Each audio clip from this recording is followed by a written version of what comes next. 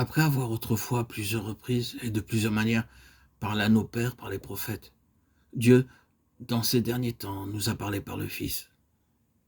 Il l'a établi héritier de toutes choses. Par lui, il a aussi créé l'univers. Hébreux 1, 1, 2. En effet, ce n'est pas à des anges que Dieu a soumis le monde à venir, alors dont nous parlons.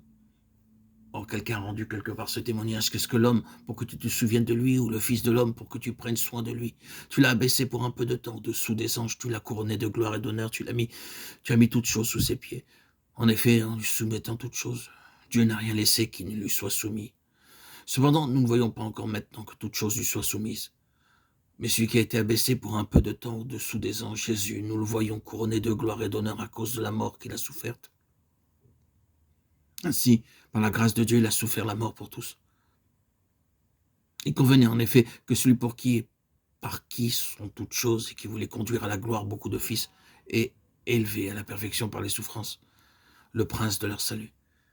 Car celui qui sanctifie et ceux qui sont sanctifiés sont tous issus d'un seul. C'est pourquoi il n'a pas honte de les appeler frères lorsqu'il dit « J'annoncerai ton nom à mes frères, je te célébrerai au milieu de l'assemblée, et encore je me confierai en toi, et encore me voici, moi et les enfants que Dieu m'a donnés. » Ainsi donc, puisque les enfants participent au sang et à la chair, il a également participé lui-même, afin que par la mort, il rende impuissant celui qui avait la puissance de la mort, c'est-à-dire le diable. Ainsi, il délivre tous ceux qui, par crainte de la mort, étaient toute leur vie retenus dans la servitude.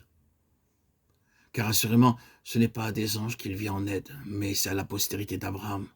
En conséquence, il a dû être rendu semblable en toutes choses à ses frères, afin qu'il soit un souverain sacrificateur, miséricordieux et fidèle dans le service de Dieu pour faire l'expiation des péchés du peuple. Car du fait qu'il a souffert lui-même et qu'il a été tenté, il peut secourir ceux qui sont tentés. Hébreux 2, 5, 18. C'est pourquoi, frères saints qui avaient part à la vocation céleste, considérez l'apôtre et le souverain sacrificateur de la foi que nous professons, Jésus. Hébreux 3, 1. Si notre évangile est encore voilé, il est voilé pour ceux qui périssent, pour les incrédules dont le Dieu de ce siècle a aveuglé l'intelligence afin qu'ils ne voient pas briller la splendeur de l'évangile de la gloire de Christ, qui est l'image de Dieu. Nous ne nous prêchons pas nous-mêmes, c'est Jésus-Christ le Seigneur que nous prêchons. Et nous disons vos serviteurs à cause de Jésus. 2 Corinthiens 4, 3, 5.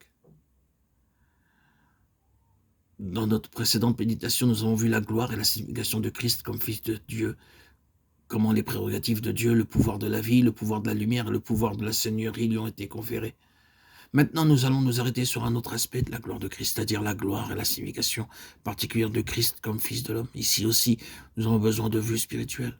Si les hommes pouvaient réellement voir le Seigneur Jésus-Christ comme Fils de l'homme du point de vue de Dieu, avec la connaissance et la compréhension propre de Dieu, tous les problèmes de ce monde seraient résolus, car il y a vraiment une réalité dans le fait que tous les problèmes sont résolus quand nous voyons, et la solution de Dieu est son Fils. Attendons-nous dans nos cœurs au Seigneur afin que nous voyions, que notre attitude soit à voir Jésus intérieurement avec les yeux de notre cœur illuminés, alors que l'esprit de sagesse et de révélation dans sa connaissance nous est donné.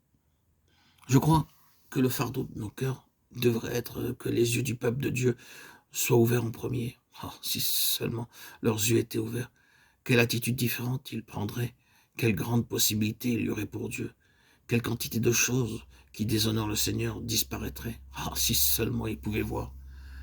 Prions beaucoup pour que les yeux du peuple de Dieu puissent s'ouvrir. Puis prions en général que les yeux des hommes s'ouvrent. Prions qu'il y ait un ministère comme celui de Paul qui ouvre les yeux. Je t'ai choisi du milieu de ce peuple et du milieu des païens vers qui je t'envoie, afin que tu leur ouvres les yeux pour qu'ils passent des ténèbres à la lumière. Acte 26, 17, 18. Prions donc, prions continuellement à ce sujet.